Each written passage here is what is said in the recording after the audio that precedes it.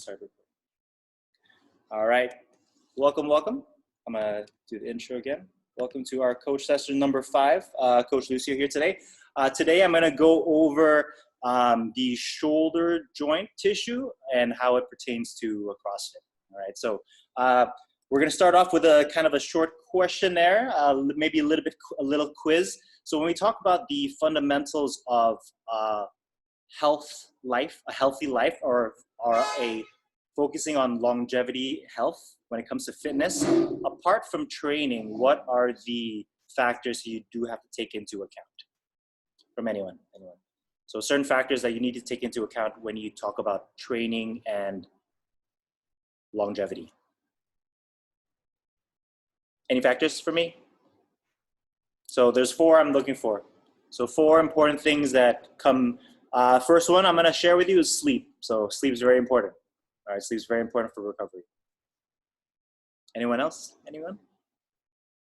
Nutrition, yes, Philip? Oh, sorry. I'm going to unmute you guys. Philip, nutrition, correct? Yes, 2 more? Stretching, sort of, but it'll recovery. go into the last one. Yeah, so stretching will be maintenance. I'm going to call that tissue quality or tissue maintenance, right? Body tissue maintenance. And the last one will be stress management. So that's something that I won't be touching today. So it will be sleep, nutrition, managing your stress, and your tissue quality, so your joint tissue quality. So focusing on these 4, as long as these 4 are in, I'm going to mute you guys. As long as these 4 are taken into account, then you can really focus on pushing hard in training, okay? So when we talk about training, when we're pushing ourselves in the gym, that is when we put in stimulus, when we put in stress, when we go back home and we kind of sleep and recover, we recover our body, we come back the next day, all right? So when we go to sleep, there are 3 things that we mainly want to recover from. I'll open up the floor for anyone. So when we go to sleep, what are the things that we're trying to recover? All right, the first one will be the hardest one. I'll probably go with nervous system. So you have to, those three things. Number 1 will be the nervous system. You need to rest your nervous system. Number 2 will be your muscles. So you need to rest your muscles. Number 3, you need to rest your joint tissue. So this will be the ligaments and tendons, right? So the ligaments and tendons normally get quite neglected because in the sport of CrossFit, we kind of train quite often in terms of frequency. And then we normally are in the boat of training even while we're sore. So very tough to kind of know exactly how much is too much, right? So when you recover, it really depends on what the training is. If you're doing something with heavier weights, lower repetition, but doing a lot of it, then it's going to be more CNS-based, nervous system. If you're doing high reps, less weight, so higher repetition, that's going to be more muscle endurance. So that's going to be resting the muscle, right? Third one is going to be their ligaments and tendons. So the ligaments and tendons take a long time to recover. It's probably the number 1 thing that gets neglected again. If you ever endure any type of injury, whether on the ligament compared to the muscle, because there's no blood flow through these ligaments, it's just collagen, it takes a long time for it to recover and repair. So if you ever see any experience with anyone tearing the ACL in the knee or tearing the Achilles in the back of the calf, so those areas, they do take a long time to recover again because there's no blood flow through them. So if you get a muscle tear, kind of like when we do bicep curls, we're actually damaging the muscle. And then when we go to sleep, recover, and that's when we add volume or add strength into our body. Okay, so muscles recover a lot quicker than ligaments and tendons. Right, so kind of want to touch on that. So when we talk about joint tissue, there's pretty much 3 main things that we want to make sure it has. All right, so joint tissue, number 1 is the prerequisite strength. So they need enough strength to be able to withstand the CrossFit movements that we do, as well as the type of movements that we do.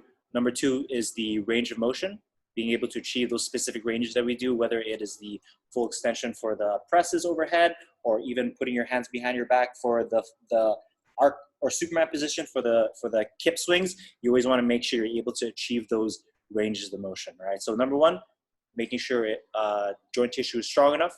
Number two, making sure it has enough range of motion to achieve those ranges that we do.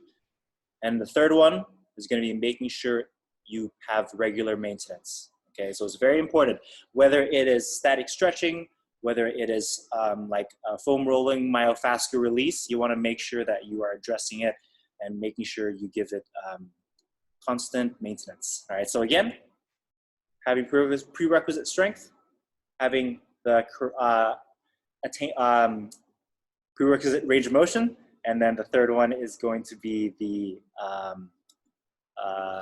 constant maintenance. All right, so those are the three things that we want to focus on. So this is kind of where I want to transition into specifically the shoulder joint itself. All right, so when we talk about the shoulder joint, it is pretty much attached to our body with no bone. So it's just ligaments and tendons attaching this floating socket to the rest of our body. All right, so in the shoulder joint itself, there is what's called the rotator cuff. So when we call about the rotator cuff is basically area of four muscles that holds the humerus in place. So the humerus is the bone from the elbow to the shoulder. All right, so this bone right here is called the humerus. On the ends of each, there's going to be a ball, and then that's the socket. All right, so for the shoulder socket, there's going to be a bone. The humerus is going to be held in place with the rotator cuff. So it's rotator cuff, four muscles. Kind of want to go through them. Let me see if I can share the screen. I'm just going to pull out the picture. All right, so this is going to be the rotator cuff. The left image is going to be the anterior view, so looking in the front. The back is going to be the posterior view. All right. So if you see, I have Coach Josie right here for me. So she's going to be seated. Hello. She's going to face away. So you can see this is going to be the area. All right. So when we talk about the rotator cuff, there's going to be the supraspinatus, which is going to be right here on top. There's going to be the infraspinatus, which is going to be underneath here. And then the teres minor right here. And then the subscapularis is going to be on the other side of the supraspinatus. Oh, sorry, the infraspinatus. So on the opposite side. All right, so those four things together, and that's what holds the shoulder in place in terms of the rotator cuff. Obviously, there is muscle groups around it, the bigger ones that kind of hold everything in place, the trap, the lat, but then I'm going to go more into detail with that. Okay, so rotator cuff muscle, I don't expect you to remember any of this, just kind of want to show this image first because I'm going to touch on this on our case study in the end. Okay, so shoulder. When we talk about the shoulder motion, moving the shoulder up and down, forward and backwards, the area of our body that actually does this motion is the scapula. So we talk about the scapula, scap pull-up, scap push-up, engage your scaps every time we use that word scap. Scapula is just another word for the bone of our shoulder blade, all right? So it's another word for the shoulder blade. The scapula is in charge of, perfect, right here. So three pretty much movements. There's gonna be the protraction. So protraction, bring your shoulder blades forward. Retraction, bring your shoulder blades back. There's elevation, shrugging your shoulders up. Depression, shrugging your shoulders down.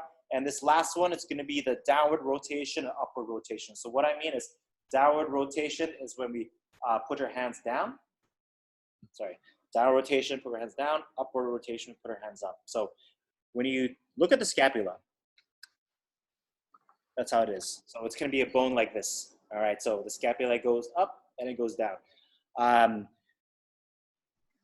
If you've ever done any of my or any of our classes, we always talk about the scap pull-up. When you do the scap pull-up, you're meant to decompress shoulder blades back and down, decompress your scapula, but keeping your arms straight. All right. So all the movement is from this shoulder blade going down.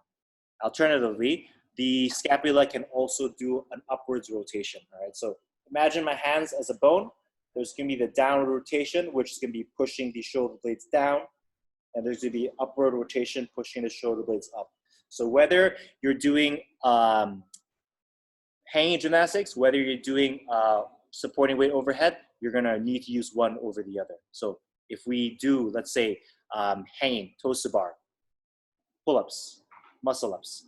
When you get into that engaging, we always talk about making sure you have your scapula engaged, active shoulders. That's decompressing your scapula, holding the humerus bone in place, all right? That's what the decompressing scapula is. If we do any type of shoulder to overhead variation, pressing overhead or inverted handstands, if we're going upside down, what actually happens if we keep our scapula back and down, kind of like this, it puts us into this position. If you see me from the side, you can see my hands are significantly forward. If I do handstands like this, I won't be able to hold it. I really need to bring my hands above my head. And for me to bring my hands above my head, I need to rotate my scapula upwards. All right, so that's the one thing that people normally get confused about, because we always talk about bringing your scapula, shoulder blades back and down, back and down. People normally think that's the correct way to do it. But actuality, that could be the correct way depending on what movement you're doing. Okay, so that mobility for the scapula going down and then going up, you want to make sure you're practicing that. Those people who have tight shoulders above their head is because they are not able, some of them are not able to rotate their scapula up to be able to bring that hand back. All right, so when we talk about the downward rotation of the scapula, downward rotation, there's going to be three main muscles that is in charge of the downward rotation. So there will be the pec, so it's going to be the boob, the pec. There's going to be the lat, which is going to be the back, and there's going to be the lower trap. All right, so it's going to be a little bit above my shoulder blade. So around there, those are muscle groups that pulls this down. Alternatively, there's an opposite muscles that is going to push it up. All right, so you always want to make sure you're training both of those muscles, depending on if you're doing gymnastics or if you're doing weightlifting. All right. Sorry, going a little bit too much on the anatomy, but then I kind of want to get this before we go into this next pit. All right. So again, I want to touch on. I kind of want to touch on what I just covered. Again, if you're doing gymnastics hanging, you want to make sure you pull your humerus down. And if you're doing any type of inverted handstands, you always want to make sure you push your scapula upwards by almost shrugging and pressing. All right. So that puts your shoulder in a better angle. All right. So this will kind of ties me into my next part, which is going to be a case study, kind of talking about myself and my experiences with my shoulder. So if you've been in one of my classes, I love to share about my personal life, especially when it comes to training. So those of you who know, I've been battling a shoulder injury for quite some time. It's been about maybe 2.5 to 3 years off and on.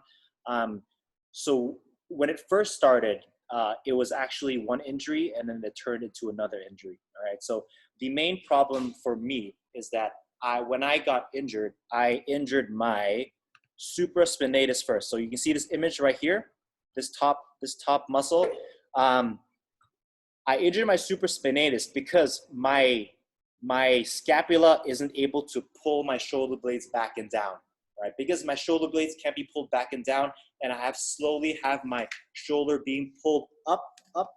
What happens is that this supraspinatus gets stuck in this image right here. Sorry, I'm gonna enlarge it.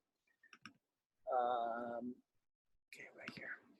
All right, so this is gonna be this tiny circle that's drawn. This is gonna be the subacromial space. All right, you see this. On the bottom, you can see the humerus. That's going to be this shoulder. The subacromial space is going to be right here. And then the acromion is going to be the collarbone right here. So this is going to be that space over here. That's going to be where the supraspinatus lies. All right. So for me, because I'm not able to pull my scapula down, when we do a kind of CrossFit style setting, open workout, we start fatiguing. We start getting tired, and we're squeezing that last rep of toes to bar or squeezing that last rep of muscle up. We get into this position where we're almost in a dead hang and we're trying to flail, all right? So that's probably the moment that I injured my shoulder, and because of this lack of pulling scapular strength to pull my humerus in place, it went from the supraspinatus into my labrum. So currently fighting a labrum injury. We're not gonna go into labrum, but the labrum is just the cartilage around your shoulder blade, all right? So the humerus around this cartilage, that's going to be what the labrum is. So if you're not able to properly do gymnastics, you want to make sure you have prerequisite strength before you add any type of kipping. All right. So That's my case study. Obviously, those of you who are feeling kind of shoulder pain, it could be from something completely different. But for most often than not, this is the number one CrossFit injury that they see quite often, and it's mainly because the scapula is not strong enough to hold the shoulder blade or to hold the humerus in this active position. All right, so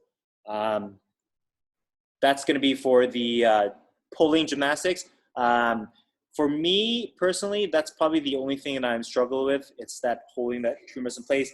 If you go the opposite way, trying to rotate my scapula up, I don't get any pain. So it's pretty much from that one movement alone.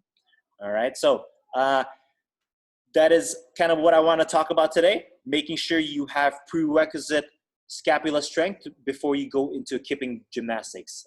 Even though you have kipping gymnastics now, you always want to make sure you have you're training safe, you're training smart, and try to avoid going I want to use the term balls to the wall unless it really matters. All right, so for most people, training has to be I'm gonna talk about this the next week as all about training, but training has to be medium level for most of the things, and you will have 1 to 2 workouts where you're like seeing God workouts. All right, so you always want to make sure the majority of your training volume is in the lower to medium intensity, and those high intensity days are only very scarce. All right, I'm going to open up the floor to any questions. I do have this last bit. I'm going to go over some exercises for you guys to do. I kind of was hoping that we would transition straight back into classes after today, but unfortunately we're going to have to endure this for 2 more weeks. So may need to wait another 2 weeks, but you could find variations to do this on your own. All right. So I'm going to open up the floor to any questions. Unmute. Yeah. Just how you said, how do you train to strengthen up the scapulars, and what are the exercises to do? Don't worry, I'll go over that. Good question. Very good question. Any questions regarding anything I talked about previously? I mean, it's a little bit tough. I put in a little bit of theory. I was trying to put in not too much theory. I don't want to have too much anatomy. I'm gonna unmute everyone. To make sure. Anyone? Or you can type in the chat. I'm not sure if I'm doing it. All right, looks like everyone is good. Okay, so I'm gonna go over some exercises today. So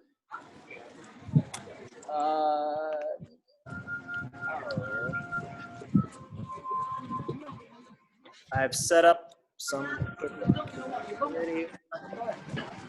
So there's gonna be three.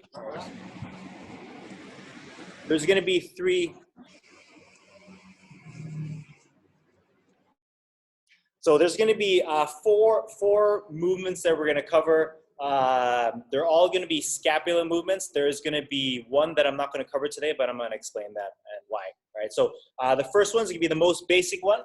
It's going to be the scapula push-up on the floor. All right. So it's normal scapula push-up, making sure you decompress your scapula and press back up. All right. So this is very, very, very self-explanatory.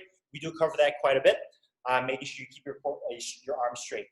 The other variation of that, or the opposite way, is going to be doing it with a stationary bar. You obviously can do this with the pair of rings as well, but then for me, I personally like the stationary bar more. So just setting up like an inverted row, just like this, arms straight, and all you're going to do is you're going to pull your scapula forward, pull, and back down. All right, so that's going to be just the exact opposite of that scapula push-up. Those of you who are doing this at home, you want to try to do this with a one-arm variation. It really adds some intensity to it, because that two-hand variation might be a little bit too easy. All right, so add some tempo. Maybe add a weight vest if you're going for 3 to 5 repetitions, but you always want to make sure you train different rep ranges. All right, so those are the first 2. The third one is going to be the normal scapula pull-up. So scapula pull-up. You can press, pull. All right, that one we have done. And the last one today is going to be the scapula dip. All right, so you're going to have a stationary bar. See me over here. All right, just like this. You're going to start full extension. You can decompress all the way down and press. Go back. All right, so the scapula pull up and then the dip press down. It's both decompressing, decompressing of the scapula, but then they're using different muscle groups. All right, so if you have your hands on top, you're going to use a little bit more lats. If you have your hands on bottom, you're going to use a little bit more traps. There's also the last one. So again, the opposite of this one would be the shrug. All right, so this shrug is something that we have done. We do quite often, especially in CrossFit. That's the one thing that you see people normally over shrug their cleans or the snatches or any pulling off the ground, any full extensions. So that's something that we don't necessarily need to do as often when you're addressing someone who does CrossFit, but you want to make sure you're doing the other ranges. All right, so the scapula pull up, the dip press, the one arm scapula push up, and then the inverted row. All right, so if I were to do these exercises, I'll make sure I'd wear weight, either a vest or a dumbbell in between my legs, or even one of those weight belts, and you can put some change plates on. All right, so you always want to make sure you have prerequisite scapula strength to hold that in place before you go adding any type of strict movement, before you add any type of dynamic kipping movement. All right, so especially when it comes to CrossFit, I've made this mistake myself, obviously, so I'm paying for it now. Hopefully you guys won't do the same mistake, and some homework for you guys to do during this next few weeks. All right, so that's all for me today. Any questions from anyone? Feel free to ask. What would be their requisite strength? I would say it varies from person to person. Some people, when it comes to tissue strength tissue strength and being able to withstand volume, it is pretty much all about. It's pretty much all half genetics and half trained. All right. So when you're training these the scapula, the scapula muscles as well as the ligaments and tendons, I would recommend isometric holds. So holding, if you've ever done my gymnastics, we do a lot of isometric holds as well as slow negatives, building strength in that range, all right? You really want to make sure you're strengthening the ligaments and tendons before you strengthen the muscles, all right? So ligaments and tendons will be the isometric holds, and the slow eccentric muscles will pretty much be the slow eccentric, all right? How would you train at home? Training at home, I would recommend the scapula push-up. If the scapula pull-up may be a little bit hard, you can do it on the door or the inverted row, so I would recommend finding a park to do it. Anything that would, I would recommend hanging a towel. If you have something to wrap a towel around, like a bar, and kind of lay like this, you can do some scapula pulling.